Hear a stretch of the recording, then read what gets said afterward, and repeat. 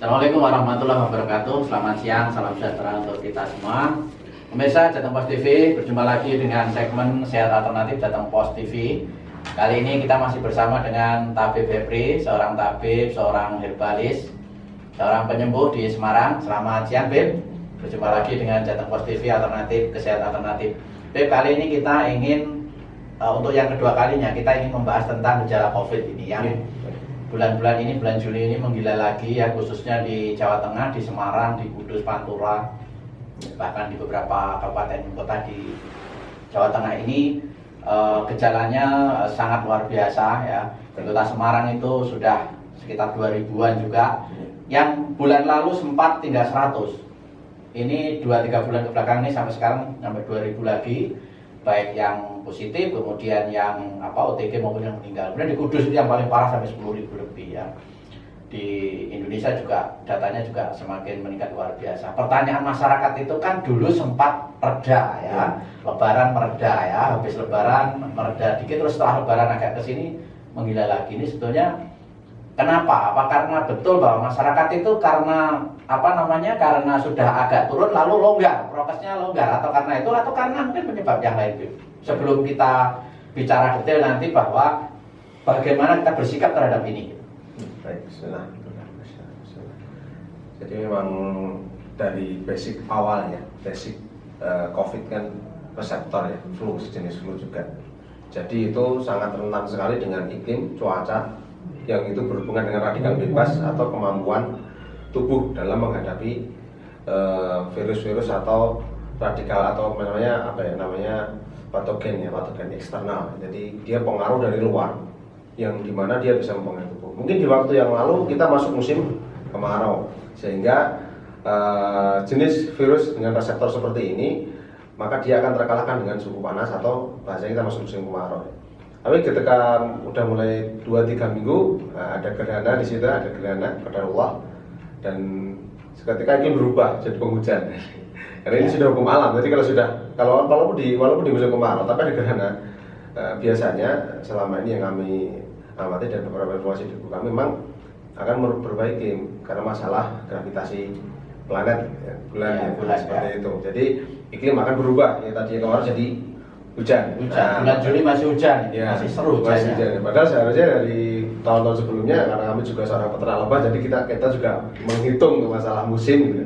Kita harusnya udah panen, udah siap mau musim kemarau, tiba-tiba langsung hujan lagi kan gitu. Bunga-bunga juga putus, harusnya bunga mekar full sampai bulan nanti Desember, ini sudah putus, sudah nggak ada bunga yang mekar lagi. Nah, di situ hubungannya dengan COVID. Hubungannya COVID itu tadi iklimnya tadi berubah. Yang kedua radikal bebas. Jadi iklim ini juga akan mempengaruhi imun tubuh. Nah, makanya imunnya juga akan turun kan gitu. Apalagi orang-orang yang mobilitasnya tinggi.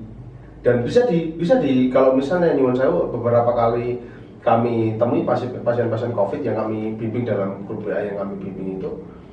Di situ rata-rata hampir 80% semua yang kena itu mereka mobilitas tinggi atau aktivitasnya tinggi sehingga sering mudah terkena radikal bebas. Maka ketika imunnya melemah, virus sekecil masuk, maka akan muncul gejala dan muncul gejala lanjutan tadi.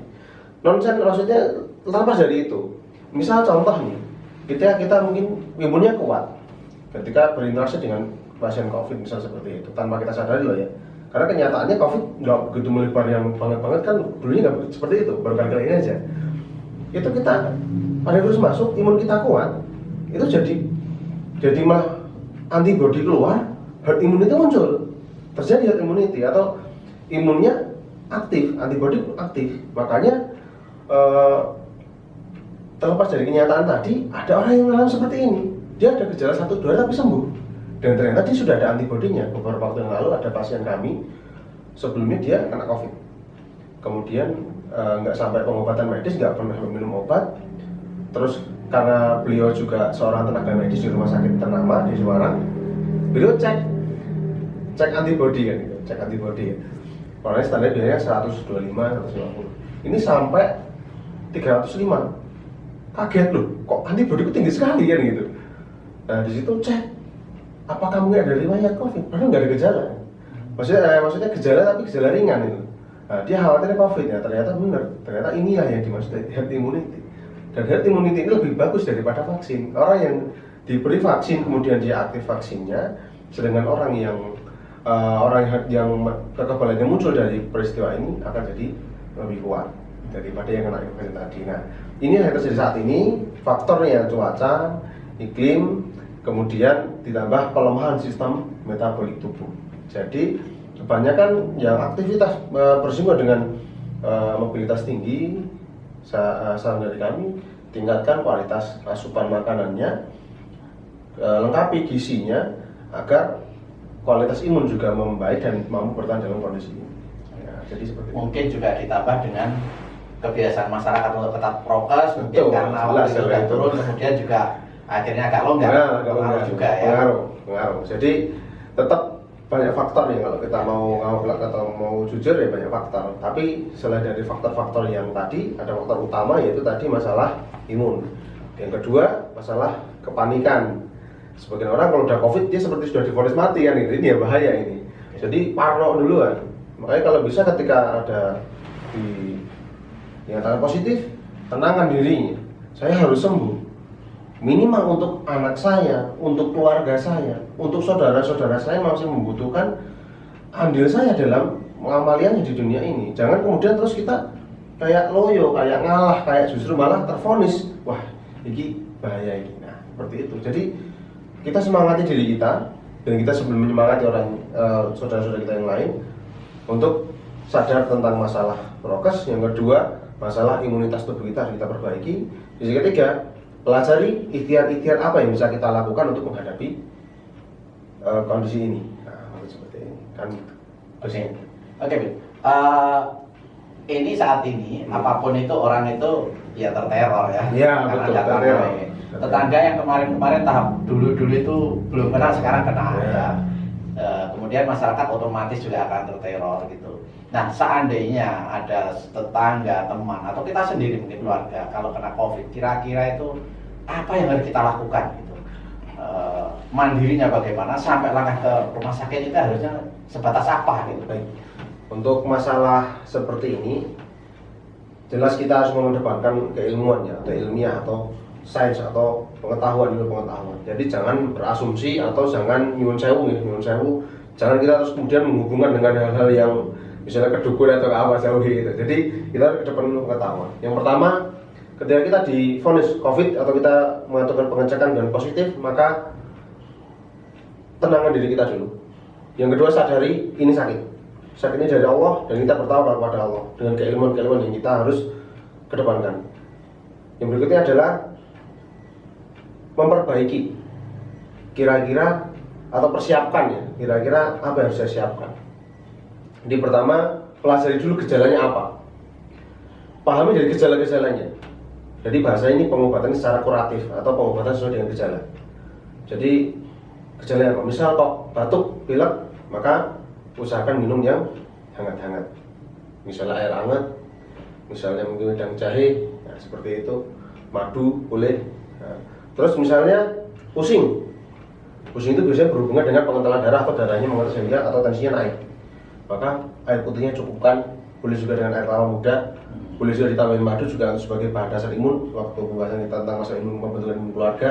Nah ini seperti ini. Jadi setiap gejala-gejala hadapi dengan ikhtiar-ikhtiar untuk menghadapinya agar kita apa? Kita ikhtiar dengan ikhtiar ini, kemudian kita bertawakal kepada Allah dengan keimanan kita, jadi lawan dengan ilmu dan iman.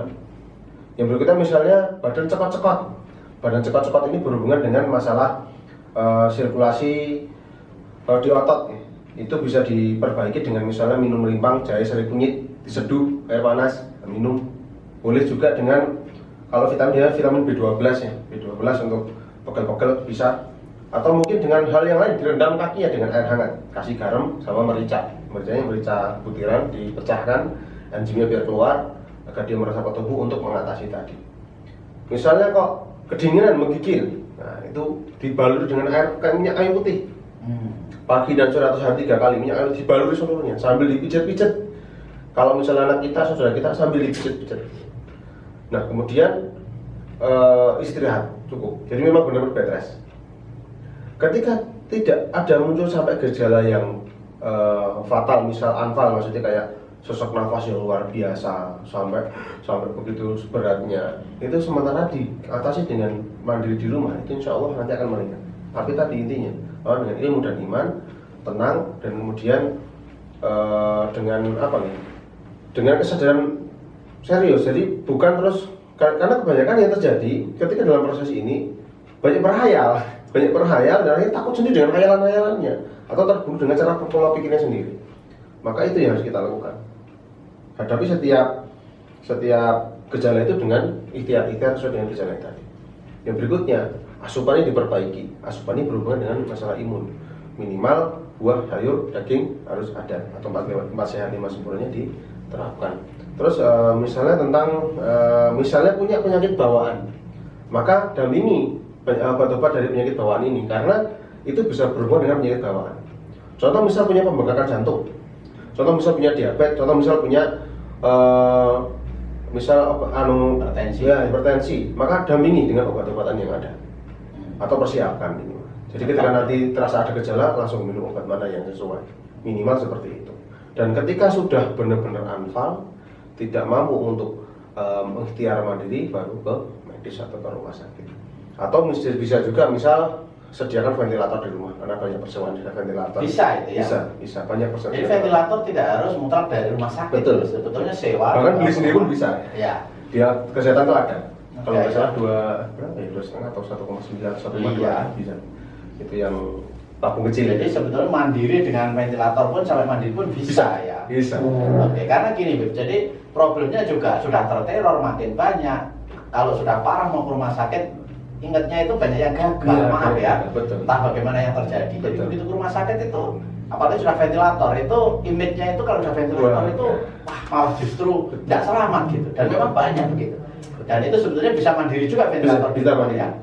Minimal kalau di rumah itu psikisnya tidak tertekan seperti di rumah sakit sebetulnya ya. Jadi kebanyakan faktor gagalnya tindakan medis ini secara global, secara sekilas dari memang psikis.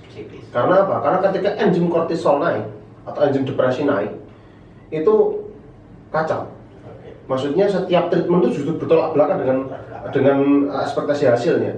Tapi ketika kita, makanya di gejala-gejala awal COVID, ini treatment pemijatan dibalut dengan minyak kayu putih, pijatan itu juga akan menghasilkan enzim endorfinnya, akan meningkatkan relaksasi.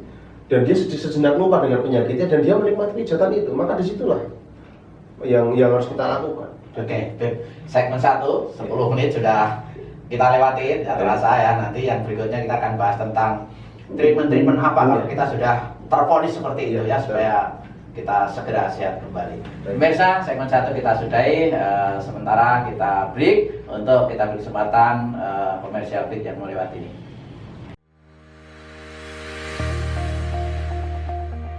Jateng Pos kini hadir dengan berita-berita yang lebih lengkap. Koran Jawa Tengah ini tidak saja mengabarkan berita-berita politik, hukum, sosial, dan ekonomi, tapi juga berita pendidikan. Anda ingin tahu opini para guru di Jawa Tengah? Ingin tahu prestasi sekolah hebat? Ingin produk Anda dibeli sekolah? Baca dan promosi di Jateng Pos. Jateng Pos, untuk Jawa Tengah lebih baik.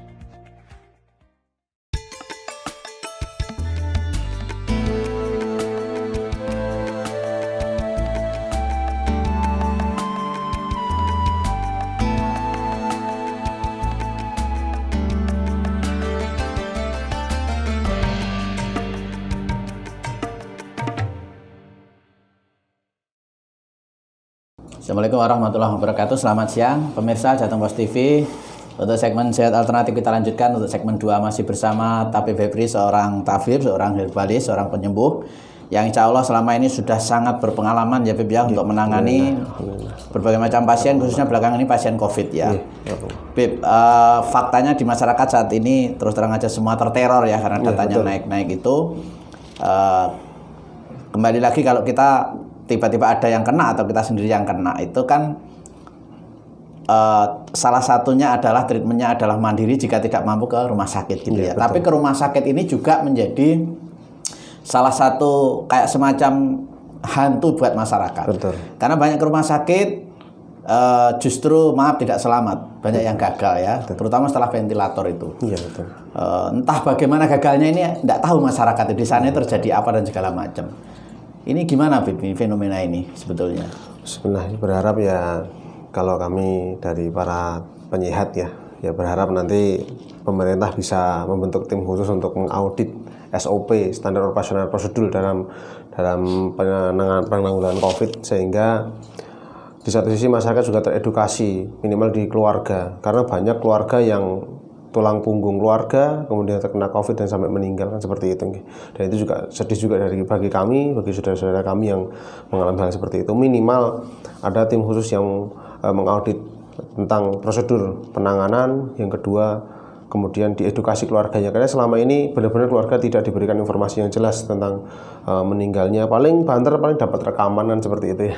Tapi sebenarnya kan kita perlu tahu, kita perlu karena tadi untuk melawan ketakutan kita, karena setiap orang yang udah divonis bawa ke rumah sakit mesti udah pupus ya. Minimal mesti udah sedih duluan, apalagi nanti nggak sempat nengok, nggak sempat ini, nggak sempat itu ya. Setidaknya ada tim khusus yang memang berilmu, kemudian punya otoritas yang mampu, layak, kemudian melakukan audit atau minimal menetapkan prosedur penanganan COVID itu seperti apa, sehingga itu nanti disampaikan, diedukasi ke masyarakat, sehingga masyarakat tidak ketakutan seperti tidak itu, blank dan tidak bertanya-tanya kenapa. Betul. Malah justru kalau ke rumah sakit mohon maaf ya banyak yang gagal itu.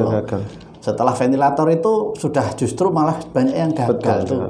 Itu pertanyaan besar kenapa gitu. Maka kadang-kadang masyarakat apapun kejadiannya pilih di rumah saja gitu. Kadang kan sampai ada penolakan ya kan seperti itu. Karena tadi ada tidak teredukasi dengan baik masyarakat kita. Ya setidaknya dari sinilah kita berharap pemerintah nanti mampu membentuk ya minimal tim khusus lah untuk mengaudit hal itu. Dan di satu sisi jelas memang rasa takut, kepanikan itu bisa melemahkan imun. Kenapa? Karena stres tadi, kortisol naik itu antibodi nggak keluar, itu juga akan berpengaruh fatal. Makanya minimal tadi tenangkan diri kita dulu, pahami bahwasanya pertawakal ini dari Allah, maka terima takdir ini, sabar dan tawakal dalam ikhtiar penyembuhan. Jadi jangan kemudian paranoid atau mungkin ketakutan yang berlebihan. Oke, kalau misalnya benar-benar kejadian ya, misalnya tetangga kita juga ada gitu ya, itu sebetulnya pasrah 100% pada medis atau mungkin ada ikhtiar dulu gitu secara mandiri, dan apa itu kira-kira? Ya, baik. Untuk hal seperti ini sebenarnya lazim ya. Jadi ketika memang gejala-gejala yang belum terlalu fatal atau mungkin belum tanpa gejala, ya ditekankan untuk bisa mandiri. Kenapa? Karena seperti yang kami sampaikan di awal tadi, sembuh COVID mandiri atau namanya herd immunity ya, seperti itu lebih efektif, lebih bagus daripada mengandalkan vaksin atau obat-obatan. Karena selama ini konsep secara ilmu virologi itu konsep pandemi itu nggak pernah selesai dengan obat atau vaksin, pasti proses alam atau namanya seleksi alam ya. Belum ada obatnya ya? Iya, sebenarnya secara spesifik ya? Nggak ada memang. Karena pandemi, karena dia basicnya tadi reseptor. Reseptor itu dia nggak bisa nggak bisa diobat, karena dia nanti akan bermutasi, diobat bermutasi. Nah, seperti itu. Jadi ketika gejalanya juga ini sudah bermutasi juga. Iya, ya. Maka vaksin yang ditemukan kemarin sebetulnya juga sudah tidak pas dengan virus yang bermutasi sebetulnya. Sudah lewat lagi. Iya, dan fenomenanya memang harusnya pembuatan vaksin itu ketika pandemi sudah menurun nilainya atau menurun angkanya. Oh, justru jadi begitu. Baru pembuatan vaksin. Karena apa? Karena ini pandemi yang tadinya baru hunter-hunternya ini sudah mereda, dan saat itulah vaksin muncul untuk menuntaskan seperti itu harusnya. Ya itu secara kaidah umum dari guru-guru kami yang memang ahli dalam bidang virologi ya, terutama beliau-beliau yang memang bergelar profesor, doktor, karena memang jadi sebenarnya pilihan isolasi mandiri itu lebih bagus, lebih efektif daripada mungkin melangkah ke yang lebih jauh tetapi tidak pasti dan justru menimbulkan tanda tanya. Betul, dan akan menambah banyak resiko. Jadi sebenarnya selain kita tidak memberatkan tenaga medis, karena tenaga medis juga terbatas, apalagi ruang isolasi juga terbatas. Seluruh rumah sakit hari ini penuh, betul. Jadi sebenarnya kesana pun malah justru keleleran nanti bisa jadi ya. Dan hasilnya itu lebih efektif dan lebih bagus ketika kita bisa karantina mandiri, sembuh dengan menyembuhkan diri sendiri, dan nanti akan terbentuk herd immunity. Herd immunity itu jadi istilahnya pandemi itu kalah dengan imun manusianya gitu loh, saking banyaknya. Jadi itulah yang harus kita lakukan. Mari kita bantu program pemerintah dengan minimal kita husnudon, kemudian menyupport dirinya sendiri, membanggakan diri, mengangkat dirinya untuk mampu menghadapi pandemi ini dengan minimal ikhtiar mandiri di rumah. Dan ketika banyak orang yang sembuh di rumah, maka herd immunity itu bukan satu hal yang mustahil, akan terbentuk dengan sendirinya. Jadi sebetulnya itu sudah fakta bahwa kita bisa menyembuhkan secara dohir diri sendiri. Betul. Tidak harus misalnya kalau terinfeksi itu udah vonis gagal, masuk rumah sakit mati gitu ya. Ini yang perlu dipahami bahwasanya Allah itu menciptakan setiap makhluk itu dengan kemampuan menyembuhkan diri sendiri atau namanya power of healing. Maka kita kuatkan power of healing ini dengan cara tadi tenang, terima takdir Allah ini dan bersabar, istiqomah dengan ikhtiar mandiri yang insya Allah nanti kita sampaikan di sini. Semoga bisa bermanfaat untuk umat. Treatmentnya apa ikhtiar mandiri itu? Untuk treatment mandiri, pertama ketika tidak ada gejala, cukup makan 4 saat 5 semalam makanan sehat. Sering minum air hangat. Air hangat di sini tujuannya untuk memperlancar sirkulasi detoks tubuh. Karena air hangat itu mampu meningkatkan sirkulasi detoks tubuh. Racun-racun tubuh itu keluar, jadi imunnya akan meningkat. Kemudian ketika ada gejala, tanggapi sesuai gejalanya, atau minimal yang bisa kami sampaikan dengan sebuah rangkuman ikhtiar yang biasa kami lakukan para pasien-pasien yang kami bimbing dalam grup WhatsApp ini. Yang pertama adalah air kelapa muda dengan madu. Air kelapa mudanya 1 biji boleh kasih di teko, kasih madu sekitar 7-9 sendok makan. Kemudian diminum per 1 jam sekitar 1 sloki atau sekitar 50-100 mili. Minum per 1 jam. Dan ketika untuk pasien-pasien yang sesak itu bisa untuk seperti ini. Karena sesak itu biasanya dari jantung yang kelelahan atau stamina jantungnya drop, dia panik luar biasa, degupan jantungnya luar biasa, akhirnya dia drop stamina jantung. Cukup kasih air kelapa muda sama madu, kualitas jantungnya meningkat. Kenapa? Karena dalam air kelapa muda banyak ion positif ditambah madu, termasuk prebiotik yang dia meningkatkan nutrisi meningkatkan manajemen bakterial dalam tubuh. Tapi itu bahan dasar untuk kita nanti pembentukan imun dan juga antibodi. Yang kedua adalah dengan rendaman kurma. Rendaman kurma ini untuk yang biasanya udah ngerasain pegel-pegel. Karena di dalam kurma itu ada natrium dan kalium. Natrium kalium itu berfungsi untuk mengatur keluar masuknya cairan ke dalam sel otot maksudnya, dan itu akan yang pegel-pegel itu bisa dilawan dengan ini, termasuk vitamin yang lengkap. Makanya dengan air kurma atau kurma direndam ya, misalnya 1 gelas air putih, kurmanya 5-7 butir, diamkan minimal 8 jam. Bikin pagi diminum sore, bikin sore diminum pagi. Nah, sehari 2 kali. Nah, kemudian untuk air kelapa muda sama madu tadi itu biasanya kalau misalnya nggak parah, maksudnya nggak ada gejala yang berat, itu mungkin bisa sehari sekali saja cukup. Tapi kalau misalnya ada gejala berat tadi bisa diminum per jam. 1 jam sekali. Untuk apa? Untuk infus tubuh kita agar kita tidak. Gejala beratnya itu misalnya sudah ada batuk, panas tinggi ya. Sudah ada batuk, mungkin bahkan sesak juga ya. Sesak nafas bisa. Yang jadi kadang keliru adalah ini beberapa pasien yang saya lihat, beliau ada gejala batuk, sesak nafas, terus nyuwun sewu nggih. Dia pakai bantal pemanas. Bantal pemanas ketika dipakai atau dibuat manasin tubuh dengan tujuan untuk relaksasi, justru meningkatkan dehidrasi. Jadi dehidrasi, sedangkan dia nggak minum asupan ini tadi, gitu loh, nggak ada infus. Nah, kemudian selain itu tadi, kita harus tenang. Nah, tenang dan bernafas dengan tenang, dengan rileks, dengan menikmati nafas itu dan bersyukur kepada Allah. Kenapa? Karena nafas atau oksigen itu nutrisi nomor 1 yang kita butuhkan.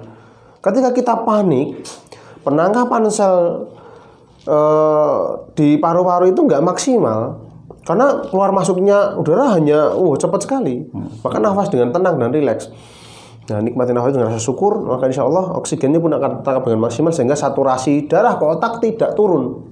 Kebanyakan sesak nafas meningkat karena saturasi darahnya di otak turun, sehingga dia akan bernafas dengan cepat, tambah panik, tambah sesak.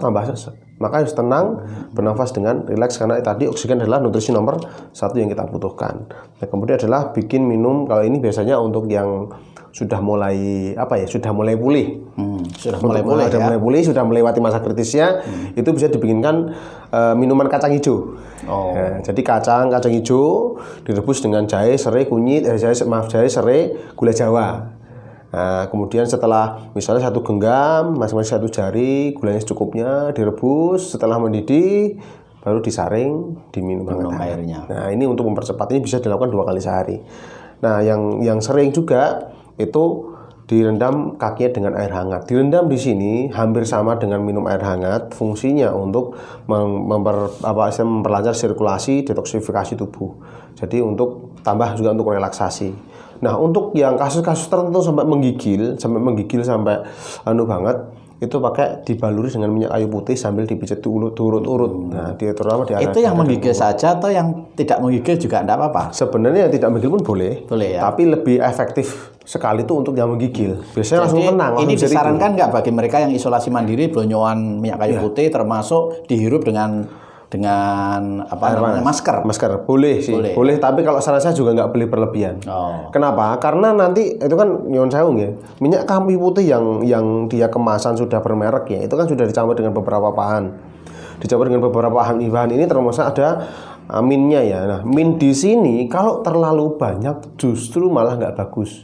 Kenapa? Karena nanti kelembapan di hidung justru berkurang. Jadi boleh, tapi hanya untuk aromaterapi saja lah, tidak untuk mutlak untuk pengobatan, kecuali yang di badan karena dia nanti meresap ke darah. Jadi memang lebih bagus minyak kayu putih yang murni, bukan yang malah yang murni. Minimal, tapi bisa untuk yang misalnya dia yang kemasan ini di toko warung boleh sih, cuman minimal untuk tubuh. Kalau untuk dihirup di hidung, kalau menurut saya kurang setuju karena ada resiko. Termasuk mungkin treatmentnya adalah bagaimana menghirup udara panas atau asap panas ya. Itu biasanya untuk yang dia Pak nyuwun sewu sesaknya itu karena faktor lendir ya. Faktor lendir. Jadi lendirnya meningkat, itu bisa untuk detoksifikasi nanti setelah menghirup udara panas dibatuk-batukkan agar keluar atau sujud. Ketika dibatuk-batukkan. Nah, jadi sebetulnya kesimpulannya yang pertama jangan panik ya. Ya, betul. Jangan panik, kemudian jika memang qadarullah kena itu ya sedapat mungkin isolasi mandiri ya dengan treatment-treatment itu tadi. Kalau memang psikisnya siap ke rumah sakit, kalau tidak siap lebih baik isolasi mandiri ya. Betul. Karena kesembuhan isolasi mandiri itu bisa menjadi obat yang lebih lainnya. Efektif. Iya, betul. Yang lainnya juga akan memberikan faktor moral, kemudian spiritual kepada saudara-saudara kita sedang mengalami sakit. Saya sembuh kok, masa kamu enggak gitu. Betul, karena ke rumah sakit pun juga tempatnya sekarang udah pada penuh ya. Sedang penuh daripada ya. kelelahan malah justru dia tertekan jiwanya ya. Betul. Kemudian memang kalau di Indonesia ini diterapkan Jogotongo sehingga sebenarnya kalau udah kena itu jangan mikir makan, karena makan pasti ditanggung oleh RT RW, oleh tetangga-tetangganya ya, tinggal mungkin ya itu mengikuti treatment isolasi mandiri ya. Betul, dan tenang. Terus kemudian juga ditambah obat kalau dari pihak tracing dari puskesmas sudah tahu itu biasanya ada jatah obatnya untuk yang isoma itu mungkin lebih baik, lebih efektif seperti itu. Dan hasilnya kemudian juga ternyata kalau memang sesek untuk harus ventilator itu ternyata di rumah pun bisa sewa, bisa beli alat ya. Betul. Karena kalau di rumah sakit justru kesan image-nya itu kalau sudah ventilator itu wah wis alamat ini gitu ya. Nah itu faktanya begitu, tidak tahu itu bagaimana seperti itu ya. Meskipun mungkin tidak semua juga ya. Iya, betul. Kemudian vaksin ya memang harus tetap dijalani ya. Betul. Sebetulnya bagaimana vaksin itu? Kalau vaksin sih memang untuk edukasinya saat ini kan seharusnya yang berhak kan Kementerian Kesehatan ya. Cuman setidaknya dari unsur dari para profesor atau guru-guru kami tentang virologi, vaksin itu hanya membantu saja dan harusnya cuma di bawah 30%. Karena yang paling penting itu herd immunity. Jadi masuk akal kalau yang sudah vaksin juga masih kena ya? Bisa. Karena tadi dengan klaim vaksinnya kan nggak berani 100%, paling hanya 70-90% seperti itu. Dan yang paling penting memang kembalinya adalah kita memperkuat tentara imun kita. Betul. Sehingga kita ada apapun yang masuk dalam tubuh kita, imun kita menang itu ya. Ya, jelas. Imun kuat itu juga diantaranya asupannya juga harus bagus, bervitamin ya. Baca 5 sempurna ya. Kemudian dia dekat diri kepada Allah SWT. Darullah, orang apapun itu tentunya sudah ada. Kita hanya ikhtiar. Jaga prokes. Oke, Beb, terima kasih sekali waktunya untuk pencerahan kita semua. Pemirsa, segmen kita sudah kita lalui. Terima kasih untuk Tabib Febri ya. Bagi yang kepengen konsultasi lebih jauh mungkin bisa melihat podcastnya, nanti di sana ada kontaknya ya ke Tabib Febri khususnya tentang COVID ini, karena beliau sudah banyak menangani pasien COVID, penanganan isolasi mandiri dan jarak jauh, mengikuti treatment dan alhamdulillah banyak yang sembuh ya intinya itu. Dan jangan panik. Terima kasih sekali lagi, mudah-mudahan podcast tentang bagaimana kita menghadapi situasi COVID yang semakin mengganas ini bermanfaat untuk kita semua. Kurang lebihnya mohon maaf. Assalamualaikum warahmatullahi wabarakatuh. Waalaikumsalam warahmatullahi wabarakatuh.